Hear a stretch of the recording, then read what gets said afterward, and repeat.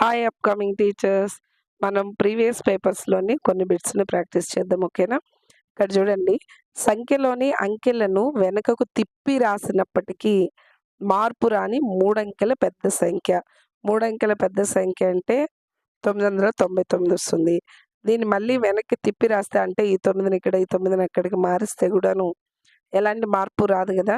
So, దీనికి answer వచ్చి third option వస్తుంది. ఒక అంకె పెద్ద సంఖ్య కంటే ఒక అంకె పెద్ద సంఖ్య ఏది? 9. దీనికంటే పెద్దదైన 2 అంకెల చిన్న సంఖ్య. దీని తర్వాత వచ్చేదేమి? 10 గదా! ఇది 2 అంకెల చిన్న సంఖ్య గదా! సో, దీనికొచ్చి సెకండ్ ఆప్షన్. నెక్స్ట్ బిట్ చూడండి. 1/6 ప్లస్ 4/9 ఇంటూ 4/3 యొక్క గుణకార విలోమం.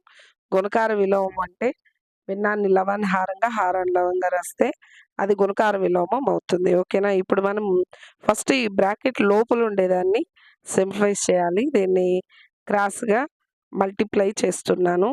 9 ఇంటూ 1 9 ప్లస్ 6 నాలుగుల 24 బై 6 ఇంటూ 9 వస్తుందనమాట ఇక్కడ. ఓకేనా? 6 9ల 54. ఇది బ్రాకెట్ లోపల ఉన్నది. ఇక్కడ బయట 4/3 అనేది గుణిస్తా ఉంది కదా! సో, ఇప్పుడు బ్రాకెట్ లోపల ఉండేదాన్ని యాడ్ చేసుకున్నాం అనుకోండి. 33/54 ఈ బ్రాకెట్ లోపల ఉండేది. బయట 4/3. ఇప్పుడు లవహారాలు రెండిటిని కూడా ఒకే ఏకంతో క్యాన్సిల్ చేస్తాం. 3 ఒకట్ల 3 11ల 33 కదా! 2తో 2 రెండ్ల 2 రెండ్ల 4 పోతే ఇక్కడ 1 మిగులుతుంది 14 అవుతుంది. 2 ఏళ్ల 14. ఓకేనా? ఇంకేదైనా క్యాన్సిల్ పోతుందంటే పోదు. 11 రెండ్ల 22/27 22/27 ఇది మనకొచ్చిన ఆన్సర్. కానీ ఇక్కడ క్వెషన్‌లో ఏమడిగారు? గుణకార విలోమం అన్నారు. అంటే 27 లవంగా 22 అనేది హారంగా రావాలన్నమాట. 27/22 థర్డ్ ఆప్షన్. నెక్స్ట్ బిట్ చూస్తే 16 సెంటీమీటర్ల భుజం గల ఒక చతురస్రాకార కాగితం నుండి 12 సెంటీమీటర్లు ఇంటూ 8 సెంటీమీటర్ల దీర్ఘ చతురస్రాన్ని కత్తిరించిన మిగిలిన కాగిత వైశాల్యం చదరపు సెంటీమీటర్లు ఎంత అన్నారు. ఇక్కడేమి 16 సెంటీమీటర్లు గల ఒక చతురస్రాకార కాగితం అన్నారు. చతురస్రంలో 4 భుజాలు కూడా సమానంగా ఉంటుంది. ఓకేనా? ఇప్పుడు ఇది 16 సెంటీమీటర్లు భుజం అంటే ఇది కూడా 16, ఇది 16, ఇది 16. దీంట్ లోపల 12 సెంటీమీటర్లు పొడవు, 8 సెంటీమీటర్లు చూడండి. ఇది 12 అయితే ఇది 8. అంటే ఇదేమిది? దీర్ఘచతురస్రాకారంలో ఉంది. దీన్ని కత్తిరించి తీసేశారనమాట. ఇప్పుడు ఇంత ప్లేస్‌ని తీసేస్తే ఇంకేం మిగిలి ఉంటుంది? ఇక్కడ ఉంది చూసారా? ఈ ఖాళీ ప్లేసు. దీని యొక్క వైశాల్యం ఎంత అన్నారు. ఈ ఖాళీగా ఉంది చూసారా? దీని వైశాల్యం ఎంత అన్నారు. దీనికి మనం ఏం చేయాలంటే ఫస్ట్ బయట ఉంది కదా చతురస్రం, దీని వైశాల్యాన్ని కనుక్కుంటాం ఫస్ట్. చతురస్ర వైశాల్యానికి ఏమి? భుజము ఇంటూ భుజం కదా! అంటే 16 ఇంటూ 16. ఫస్ట్ చతురస్రాన్ని కనుక్కుంటే 16 16ల 256. నెక్స్ట్ లోపల ఉంది చూసారా? దీర్ఘ చతురస్రము. దీని వైశాల్యం పొడవు ఇంటూ వెడల్పు కదా! 12 ఇంటూ 8 12 8ల 96 కదా! ఇప్పుడు బయట ఉన్న చతురస్ర వైశాల్యం నుంచి ఈ లోపల కట్ చేశారు కదా! దాన్ని తీసేస్తామనుకోండి. ఈ ఖాళీ ప్లేస్ ఉంది చూసారా? దాని యొక్క వైశాల్యం అనేది వస్తుంది. ఓకేనా? ఇప్పుడు ఇందులో నుంచి దీన్ని తీసేస్తాం. 96 తీసేస్తే 6 - 6 0. ఇక్కడ 10లో 9 పోతే 1 5 6 160. Fourth option. అర్థమైంది కదా! ఫస్ట్ వెలుపల ఉన్న చతురస్ర వైశాల్యం కనుక్కున్నాము. లోపల ఎంతైతే కట్ చేశారో ఆ వైశాల్యం తీసుకున్నాము. ఇప్పుడు చతురస్రం నుంచి దీర్ఘ చతురస్ర వైశాల్యాన్ని తీసేస్తే ఈ మధ్యలో ఉన్న ప్లేస్ యొక్క కాగితం యొక్క వైశాల్యం అనేది వచ్చింది. నెక్స్ట్ బిట్ చూస్తే 18 సెంటీమీటర్లు 6 మిల్లీమీటర్లు ఇంటూ 5 దీన్ని సూక్ష్మీకరించండి అన్నారు. 10 మిల్లీమీటర్లు 1 సెంటీమీటర్ అవుతుంది. అవును కదా! సో, ఈ సెంటీమీటర్‌ని ఫస్ట్ మిల్లీమీటర్‌లోకి మార్చుకుంటున్నాను. లేదా మిల్లీమీటర్, సెంటీమీటర్లకైనా మార్చుకుందాం. ఎలా అయినా పర్లేదు. లేదు సెంటీమీటర్‌లోనే పెట్టేసామనుకోండి 12 సెంటీమీటర్లు 0.6 వస్తుంది. అంటే 6/10 సెంటీమీటర్‌లోకి మార్చినప్పుడు 6/10 అంటే 0.6 సెంటీమీటర్ అవుతుంది. ఓకేనా? దీన్ని మనం దేనితో గుణించుకోవాలి? 5తో సూక్ష్మీకరించండి అంటే గుణించుకుంటున్నాం ఇక్కడ. ఇక్కడ 5 6ల 30, 5 8ల 40, 43, 5 1ల 5, అదొక 4, 9 గదా! ఇక్కడ 1 డిజిట్ ముందుంది రైట్ నుంచి లెఫ్ట్‌కి. ఆన్సర్‌లో గూడా 1 డిజిట్ ముందు పెట్టి సెంటీమీటర్‌లో వస్తుంది ప్రమాణం. 93 సెంటీమీటర్లు. ఎక్కడుంది చూడండి. ఫోర్త్ ఆప్షన్‌లో ఉంది గదా! నెక్స్ట్ బిట్ చూస్తే క్రింది వాటిల్లో రేఖీయ సౌష్ఠవం లేని ఆంగ్ల అక్షరం అన్నారు. అంటే సౌష్ఠవం అంటే ఏమి? 2 సమాన భాగాలుగా కట్ చేయడం కదా! ఇక్కడ ఏని మధ్యలో తీసామనుకోండి 2 ఈక్వల్ పార్ట్స్‌గా డివైడ్ అవుతుంది. బిని గూడా ఇట్లా మధ్యలో చేయొచ్చు. ఓను గూడా ఇలా చేయొచ్చు. పిని మాత్రం చేయలేం. కాబట్టి ఇక్కడ లేని అన్నారు కాబట్టి దీనికి పి ఆన్సర్ వస్తుంది. ఓకేనా? ఇలాంటివి వచ్చినప్పుడు కొంచెం జాగ్రత్తగా చూసుకోవాలి. ఫస్ట్‌లో రేఖీయ సౌష్ఠవం అంటేనే ఫస్ట్‌దో, సెకండ్‌దో పెట్టేసేయడం కాదు. క్వెషన్ నీట్‌గా లాస్ట్ వరకు చదివారంటే మీకు అన్నీ వచ్చినవే ఉంటాయి. మ్యాథ్స్ అంటే భయపడకుండా నీట్‌గా క్వెషన్ చదివితే చాలు. నెక్స్ట్ బిట్ చూస్తే 24 గంటలు మరియు 6 గంటల 30 నిమిషాల యొక్క కనిష్ట నిష్పత్తి అన్నారు.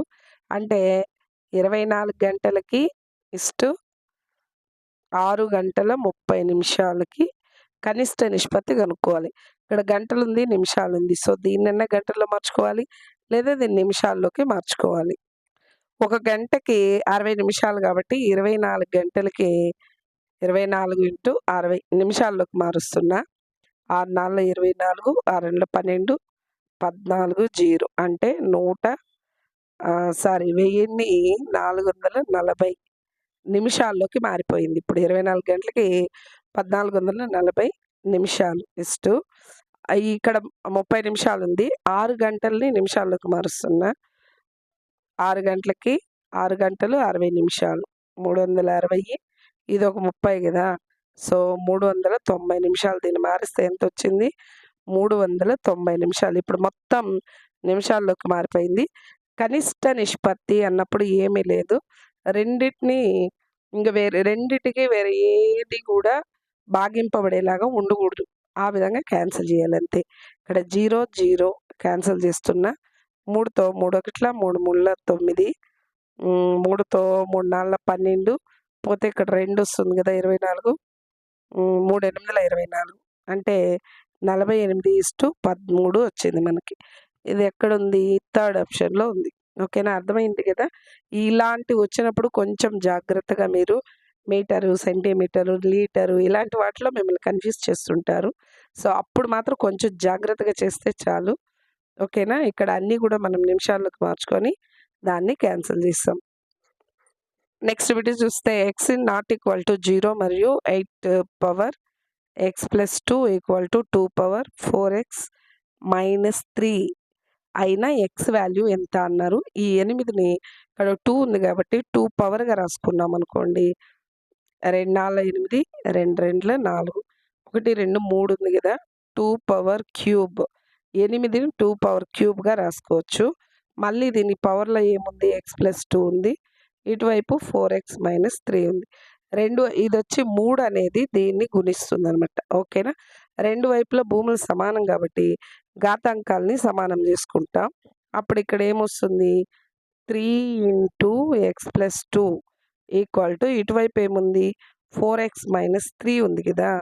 ఇప్పుడు 3 into X 3x, 3 2 6 equal to 4x minus 3. ఈ 4xని లెఫ్ట్ సైడ్ దీన్ని రైట్ సైడ్ పంపించామనుకోండి. ఇక్కడ ప్లస్ 4x కదా! ఇటువైపు వస్తే మైనస్ 4x అవుతుంది. ఇక్కడ మైనస్ 3 ఉంది. ఈ ప్లస్ 6 అటువైపు పోతే మైనస్ 6. ఇక్కడ 4లో నుంచి 3 పోతే 1 మిగులుతుంది. ఇక్కడ 4 అనేది పెద్దది కాబట్టి మైనస్ ఒక ఎక్స్ మిగులుతుంది. ఓకేనా? 4 ఎక్స్‌లో నుంచి 3 ఎక్స్ పోతే ఒక ఎక్స్ మిగులుతుంది మైనస్. ఇక్కడొచ్చి మైనస్ 9. 3 ఒక 6 2 మైనస్‌లో ఉంది కాబట్టి 2 యాడ్ చేసుకొని మైనస్ ఇస్తాము. రెండు పక్కల మైనస్‌ని క్యాన్సిల్ చేస్తే ఎక్స్ వాల్యూ మనకి ఎంతొచ్చిందంటే 9. ఓకేనా? అదే కదా మనకిక్కడ కనుక్కోమన్నారు. So, 9 fourth option. Next bit చూస్తే ఒక చతురస్ర భుజం కొలత 5 సెంటీమీటర్లు అయిన కర్ణం పొడవు సెంటీమీటర్‌లో చెప్పండి అన్నారు. ఇక్కడ చతురస్రం. చతురస్రంలో 4 భుజాలు కూడా సమానంగా ఉంటుంది. ఓకేనా? అంటే ఇక్కడ 5. ఈ భుజం 5 అయితే ఇది కూడా 5, ఇది 5, ఇది కూడా 5. ఏం కనుక్కోమన్నారు? కర్ణం కదా కనుక్కోమన్నారు. ఇది కర్ణం అనుకుంటే ఇక్కడ అన్నిట్లోనూ 90 డిగ్రీలే ఉంటుంది. సో, ఈ పైథాగరస్ సిద్ధాంతం ప్రకారము కర్ణం స్క్వేర్ ఈక్వల్ టు భుజము స్క్వేరు ప్లస్ భుజము స్క్వేర్. ఓకేనా? 5 స్క్వేర్ ప్లస్ 5 స్క్వేర్. అంటే కర్ణం స్క్వేర్ ఈక్వల్ టు 2 5 స్క్వేర్‌లు వచ్చినాయి కదా! 2 ఇంటూ 5 స్క్వేర్. ఈ స్క్వేర్‌ని కుడివైపు పంపించామనుకోండి, కర్ణం అలానే పెట్టుకొని ఈ స్క్వేర్‌ని కుడివైపు పంపిస్తే రూట్ అవుతుంది. Root root of 2 into 5 square. ఇక్కడ స్క్వేర్‌కి రూట్‌కి క్యాన్సిల్ అయింది. ఇక్కడ 2 పవర్‌లో స్క్వేర్ లేదు కాబట్టి 2కి మాత్రం స్క్వేర్ ఉంటుంది. 5కి రూట్ పోతుంది. 2కి మాత్రం రూట్ ఉంటుంది. 5కి రూట్ పోతుంది. ఈ స్క్వేర్‌తో క్యాన్సిల్ అవుతుంది. సో, కర్ణం ఈక్వల్ టు ఇక్కడ 5 బయటొచ్చేస్తుంది. ఇది క్యాన్సిల్ అయిపోయింది కాబట్టి 5√2. ఓకేనా? ఇది ఎక్కడుందో చూడండి. 5√2. ఇక్కడ చూడండి 2√5 అన్నారు కన్‌ఫ్యూజ్ చేయడానికి. ఇలాంటివి కొంచెం జాగ్రత్తగా చూసి పెట్టుకున్నామంటే చాలు అంతే. అర్థమైంది కదా! ఇక్కడ చతురస్రంలో 4 భుజాలు సమానం. కర్ణం అన్నారు కాబట్టి కర్ణం స్క్వేర్ ఈక్వల్ టు భుజము స్క్వేర్ ప్లస్ భుజము స్క్వేర్ చేస్తాం. ఓకే. నెక్స్ట్ బిట్ చూడండి. ఒక సైకిల్ ధర 5,000 అంట. ఒక సైకిల్ రేట్ ఎంత? 5,000 మరియు 15% డిస్కౌంట్‌తో అమ్మిన వెల ఎంత? అంటే ఇందులో 15% తగ్గించి అమ్మాడనమాట. అయితే ఎంతకమ్మాడు? డిస్కౌంట్ ఫస్ట్ ఎంత ఇచ్చాడో చూద్దాం. ఓకేనా? ఎంత డిస్కౌంట్ ఇచ్చాడు? 5,000లో 15% అంటే 15/100. శాతం అంటే 100. ఇక్కడ 2 సున్నాలు, 2 సున్నాలు క్యాన్సిల్ అయిపోతే 50 ఇంటూ 15 మిగిలింది. 15 75 0 అంటే రూ. 750 తక్కువ చేసుకొని అమ్మాడు. అయితే ఆ అమ్మిన వెల ఎంత అన్నారు. అంటే రూ. 5,000లో రూ. 750 తగ్గించి అమ్మాడు గదా! దాన్ని తీసేద్దాం. ఓకేనా? 0, 5, 2, 4 ఎంతకు అమ్మాడంటే 4,250కి అమ్మాడు. Third option. ఓకేనా? లాస్ట్ వరకు చూసిన వాళ్ళు లైక్ చేయండి. Thank you all of you.